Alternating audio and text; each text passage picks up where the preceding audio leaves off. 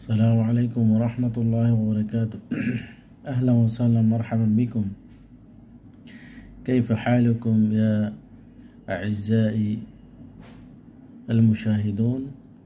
الحمد لله إني الحمد لله بخير. প্রিয় দর্শক, একটি গুরুত্বপূর্ণ কথা বলবো, সেটি হচ্ছে আমাদের যে ভাষা আরবি ভাষা বলি, যখন আমরা মাদ্রাসায় অথবা মসজিদে খুতবা বলি অথবা যেখানেই কথা বলি অথবা আরব দেশে কথা বলি, তো আমাদের কথার মধ্যে আমাদের যে প্রনাউন্সিয়েশন আছে, উচ্চারণ ঠিক থাকতে হবে। যেমন তো এই ভিডিওতে দেখছি আমি যে বলছে,